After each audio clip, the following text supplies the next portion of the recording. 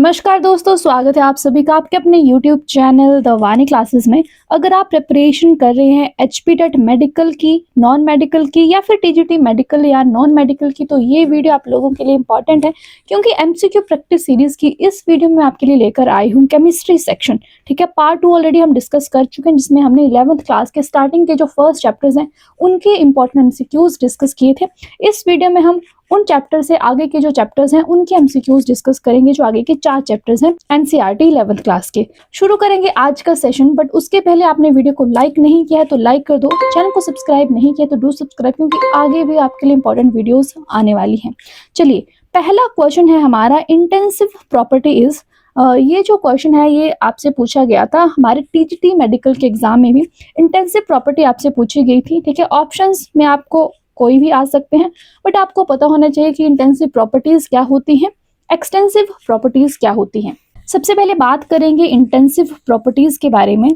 Intensive properties ऐसी properties जिनकी value amount of substance पर डिपेंड नहीं होती है।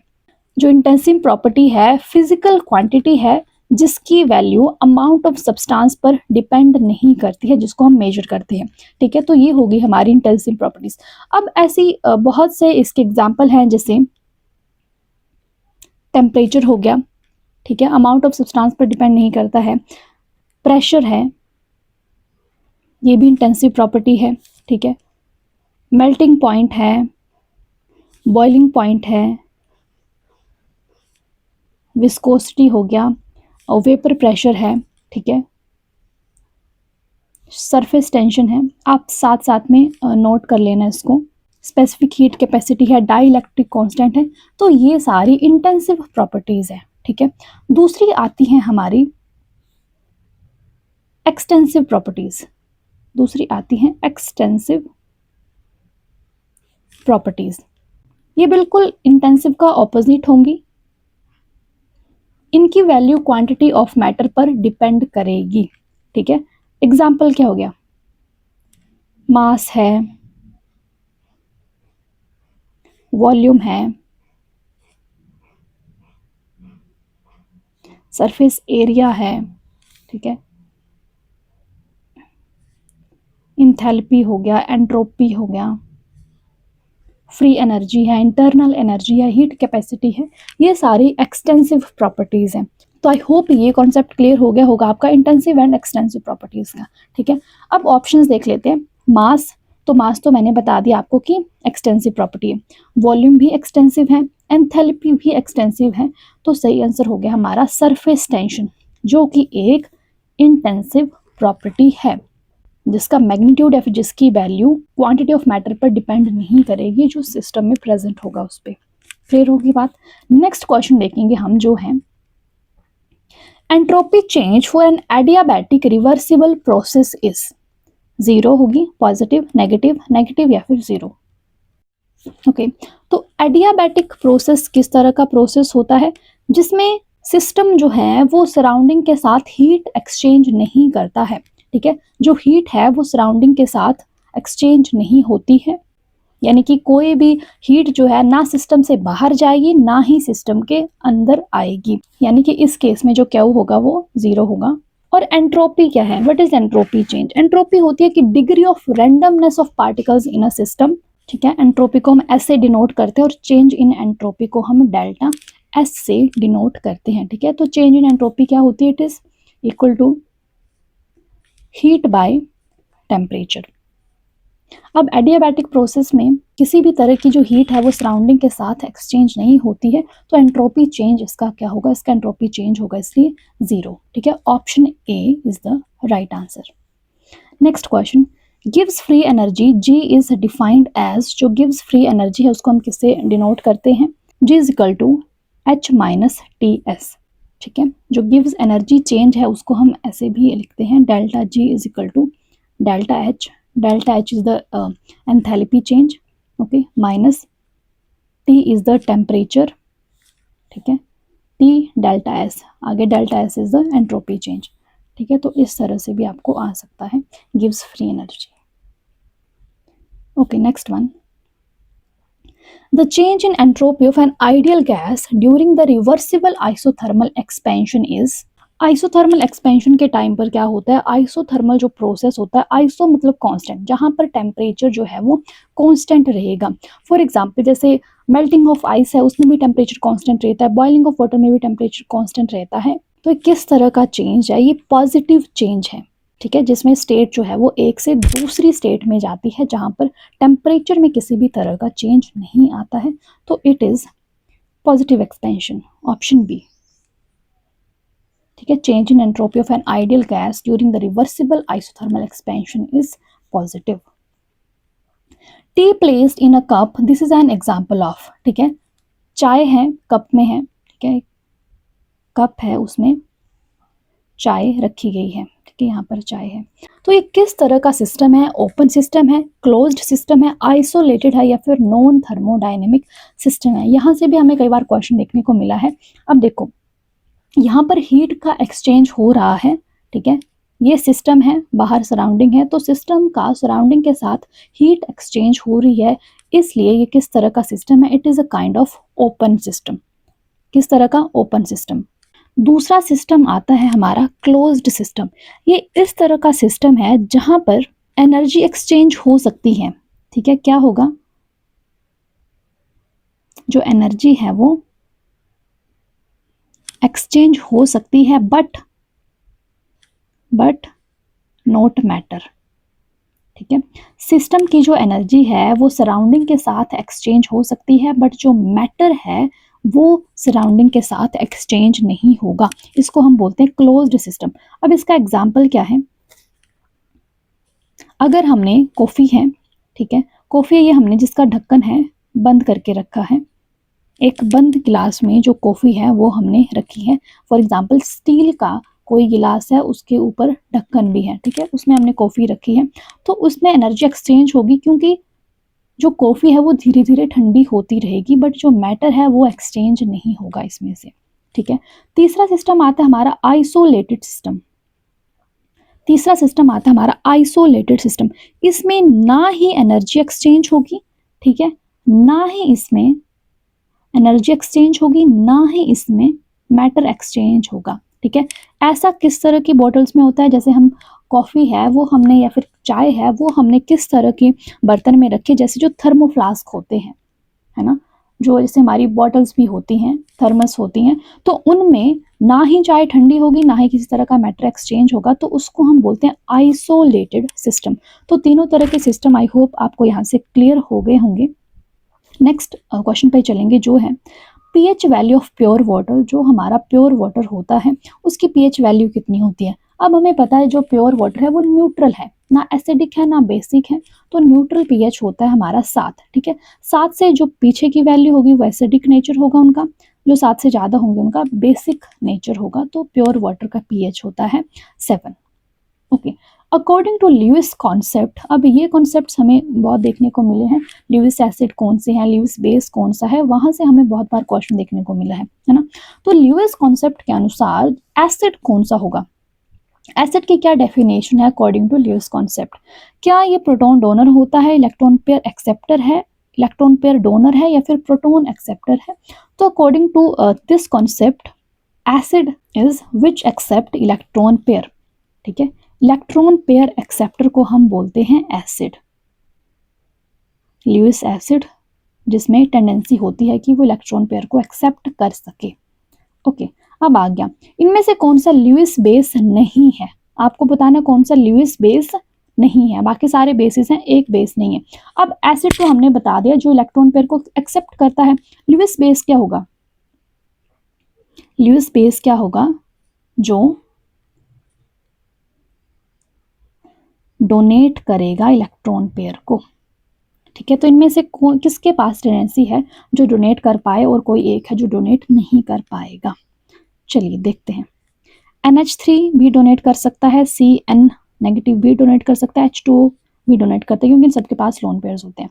BF3 के पास कोई भी लोन पेयर नहीं है, तो इसलिए ये ल्यूइस बेस नहीं है, BF3 is the Lewis acid, it is the Lewis acid. Clear होगी बात। Next question is oxidation state of Mn in KMnO4। अब ऑक्सीडेशन स्टेट इतनी इंपॉर्टेंट है क्योंकि यहाँ से क्वेश्चन हमें देखने को मिलता है टेट में भी और टीजीटी में भी, चाहे आपका मेडिकल है या नॉन मेडिकल है। ये इंपॉर्टेंट टॉपिक है, इसको हम कैलकुलेट करना यहाँ से सीखेंगे। सबसे पहले हम लिख लेते हैं KMnO4। पोटेशियम का ऑक्सीडेशन नंबर है +1, ठीक है, +1 स्टेट में रहता है क्योंकि इसमें कैपेबिलिटी होती है कि ये एक इलेक्ट्रॉन को डोनेट कर सके, ठीक है। मैग्नीशियम हमें कैलकुलेट करना है, इसलिए हम इसको लिख देंगे X, ठीक है। प्लस ऑक्सीजन 4 एटम है इसके, और ऑक्सीजन की जो स्टेट है वो होती है हमें पता है -2 = 0। चलिए अब कैलकुलेट करते हैं। 1 + X 4 2 = 8 माइनस का 8 = 0, ठीक है। X minus plus minus minus हो गया, 8 में से 1 गया, 7 = 0, X = +7, ठीक है। तो ऑक्सीडेशन स्टेट क्या आ गई मैग्नीशियम की? +7। तो इस तरह से हम ऑक्सीडेशन स्टेट जो है वो कैलकुलेट करते हैं। चलो एक और है क्वेश्चन यहाँ से ऑक्सीडेशन स्टेट से, ये क्वेश्चन बहुत बार हमें देखने को मिला है। K2Cr2O7, यहाँ पर हमें Cr जो है क्रोमियम की ऑक्सीडेशन स्टेट जो है वो कैलकुलेट करनी है। चलिए कर लेते हैं, ठीक है। 2 एटम हैं पोटेशियम के, तो सबसे पहले हम वो लिखते हैं। +1 इसकी स्टेट होती है, तो +1 लिख दिया हमने, +2 और X हम मानेंगे इसको, ये लीजिए X मान लिया हमने, ठीक है। 7 है और ऑक्सीजन की हमें पता है -2 में ऑक्सीजन रहता है, तो = 0। 2 + 2X - 14 = 0। 2X plus minus minus हो गया, 14 में से 2 गए तो रह गए हमारे पास 12, ओके। X = 12/2, कितने आ गए? 6, ठीक है। +6 is the oxidation state of chromium in K2Cr2O7। Clear होगी बात? चलो अगला क्वेश्चन देखते हैं हम। Radio active isotope of hydrogen. Hydrogen के मेनली 3 आइसोटोप्स हैं, प्रोटियम, ड्यूटेरियम और ट्रिटियम। इनमें से एक जो आइसोटोप है वो है रेडियो एक्टिव। कौन सा रेडियो एक्टिव है? ट्रिटियम है रेडियो एक्टिव आइसोटोप, ठीक होगी बात। Next question, the element with atomic number 57 belongs to which block. अब यहाँ से कंफ्यूजन बहुत बार अराइज होती है कि जो 57 जो एटॉमिक नंबर है, जो एलिमेंट है वो किस ब्लॉक से बिलोंग करता है। अब देखो एलिमेंट है 57, इसका नाम है लैंथेनम, ठीक है। अब कई बार हम ये सोच लेते हैं कि जो लैंथेनम है वो लैंथेनाइड्स से बिलोंग करता होगा, तो इसलिए लैंथेनाइड्स तो F ब्लॉक में आते हैं, तो हम F ब्लॉक टिक कर देते हैं। बट ऐसा नहीं है, जो लैंथेनम है वो हमारा आता है D ब्लॉक में, ठीक है। लैंथेनम जो है हमारा वो आता है D ब्लॉक में, और 58 के आगे जो एलिमेंट्स हैं, 14 एलिमेंट्स, वो आते हैं फिर आगे लैंथेनाइड्स में, यानी कि F ब्लॉक में, ठीक है। तो यहाँ से कंफ्यूज नहीं होंगे हम लोग। जो लैंथेनम है 57 एटॉमिक नंबर, वो आएगा हमारा D ब्लॉक में, उसके आगे वाले 58 से आगे आएंगे फिर F ब्लॉक में, ठीक होगी बात। नेक्स्ट क्वेश्चन देखेंगे हम। Vertical columns in the periodic table are termed as. जो वर्टिकल कॉलम्स होते हैं हमारे पीरियोडिक टेबल में, उनको हम बोलते हैं ग्रुप्स। क्या बोलते हैं? ग्रुप्स। टोटल कितने ग्रुप्स होते हैं हमारे पीरियोडिक टेबल में? 18 ग्रुप्स होते हैं। और जो रोज होती हैं, ठीक है, रोज कितनी होती हैं? 7, जिनको हम बोलते हैं पीरियड्स। 7 पीरियड्स एंड 18 ग्रुप्स हमारे जो मॉडर्न पीरियोडिक टेबल है उसमें है। The elements with atomic number 9, 17, 35, 53, 85, ये सब क्या हैलोजेंस हैं, नोबल गैसेस हैं, एल्कली अर्थ मेटल्स या फिर ट्रांजिशन मेटल्स हैं, ठीक है। अब 9, अब देख लो, हमें पता है किस एटम का क्या एटॉमिक नंबर है। 9 पर बताओ मुझे कौन सा एटम आता है? फ्लोरीन, ठीक है, फ्लोरीन। 17 पे आ गया chlorine, fluorine, chlorine, bromine, iodine, astatine, ये सारे हैं हमारे हैलोजेंस। क्या हैं ये हैं सारे हैलोजेंस, मेंबर ऑफ ग्रुप 17, ठीक है। जो ग्रुप 17 के मेंबर्स हैं उनको हम हैलोजेंस बोलते हैं। क्लियर होगी बात? ऑप्शन ए सही होगा यहाँ से। चलो अगला प्रश्न देखेंगे। Ionic radius of cation is always. जो कैटायन है उसकी आयनिक रेडियस ज़्यादा होगी एटॉमिक रेडियस से, कम होगी, इक्वल होगी, या फिर कैन नॉट बी प्रिडिक्टेड, ठीक है, इसको हम या फिर प्रेडिक्ट नहीं कर सकते हैं। अब देखो, जो कैटायन है वो कब बनता है, जब उसने एक इलेक्ट्रॉन लॉस कर दिया। अब उसने इलेक्ट्रॉन लॉस कर दिया तो उसका जो साइज है वो स्मॉलर होगा देन इट्स पेरेंट एटम, ठीक है। जबकि दूसरे केस में जहां पर एनाइन है, एनाइन ने एक इलेक्ट्रॉन गेन किया है तो उसका साइज जो होगा वो बड़ा होगा उसके पेरेंट एटम से, ठीक है। तो ऑप्शन कौन सा सही हो गया हमारा, okay, less than the atomic radius, ठीक है। Ionic radius of cation is always less than the atomic radius. Elements of group 16, group 16, ठीक है। 17 तो हमारे हैलोजेंस थे, जो ग्रुप 16 है फ्लोरीन के पहले आता है ऑक्सीजन, है ना, तो इसको हम बोलते हैं ऑक्सीजन फैमिली भी, ऑक्सीजन फैमिली भी बोलते हैं ग्रुप 16 को, साथ इनको कैल्कोजेंस भी हम बोलते हैं, ठीक है। ऑप्शन सी यहाँ से हमारा सही हो जाता है। Next one, which of the following has highest ionization enthalpy. Ionization enthalpy क्या होती है, it is the tendency of an element to lose electron, ठीक है, कि इलेक्ट्रॉन लूज करने की टेंडेंसी कितनी है।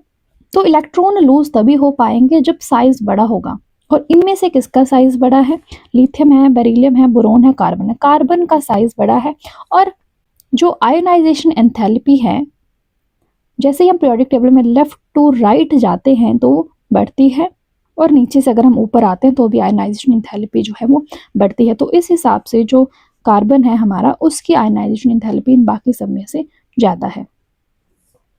Hybridization of the central atom in NH3, ठीक है, NH3 है हमारे पास nitrogen, atomic number 7, electronic configuration 1s2 2s2 2p3, ठीक है। This is 2s2 and this is 2p3। अब हमारे पास है हाइड्रोजन। अब ये जो p के ऑर्बिटल हैं, इन सारे के साथ सबके साथ बॉन्ड बना लेगा हाइड्रोजन, ठीक है। तो ये होगी sp3, this is s and this is p, तो ये होगी sp3 हाइब्रिडाइजेशन, ठीक है। ये एक लोन पेयर हो गया s वाला, और ये सारे हो गए बॉन्ड पेयर, तो हम इस तरह से इसका स्ट्रक्चर भी बना सकते हैं, ठीक है। NH3 शेप, ज्योमेट्री इसकी टेट्राहेड्रल है, बट शेप इसकी पिरामिडल है। क्लियर होगी बात यहाँ से। नेक्स्ट क्वेश्चन है हमारा, शेप ऑफ SF6 मॉलिक्यूल। ये भी हम इसी तरह से कर सकते हैं, ठीक है। SF6 है हमारे पास सल्फर, सल्फर हेक्साफ्लोराइड, सल्फर का एटॉमिक नंबर 16, सल्फर का एटॉमिक नंबर 16। कॉन्फ़िगरेशन लिख लो, 1s2 2s2 2p6 3s2 3p4, ठीक है।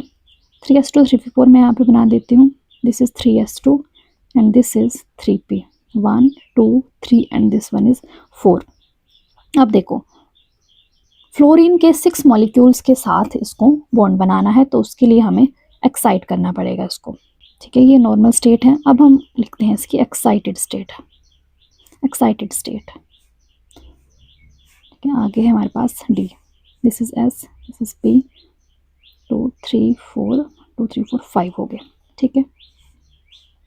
अब देखो 1 2, अब ये जो 2 इलेक्ट्रॉन है इनको एक्साइट करके ये पहुंच जाएंगे हमारे D सबसेट के पास, ठीक है। D के पास पहुंच के कितने वैकेंट हो गए, 1 2 3 4 5 6 वैकेंट हो गए। अब ये जितने वैकेंट है ये सब फ्लोरीन के साथ बना लेंगे बॉन्ड, क्या बना लेंगे, ये बॉन्ड बना लेंगे, ठीक है। ये S था, ये P था और ये D था। हाइब्रिडाइजेशन क्या होगी इसकी, sp3d2, क्या होगी sp3d2 होगी इसकी हाइब्रिडाइजेशन। अरेंज किस तरह से होंगे, ये किस तरह से अरेंज होंगे, इस तरह से,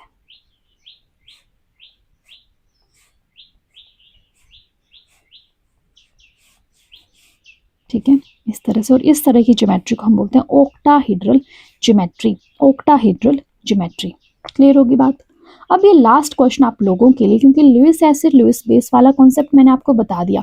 अब आपने मुझे ये बताना है कि इनमें से कौन सा लुईस एसिड है which can accept a pair of electron, ठीक है। आंसर आप लोग मुझे कमेंट सेक्शन में कमेंट करके बताएंगे, ठीक हो की बात। वीडियो इन्फॉर्मेटिव लगी हो तो लाइक कर दो, चैनल को अभी तक भी सब्सक्राइब नहीं किया तो do subscribe. Thank you so much for watching, bye bye, take care.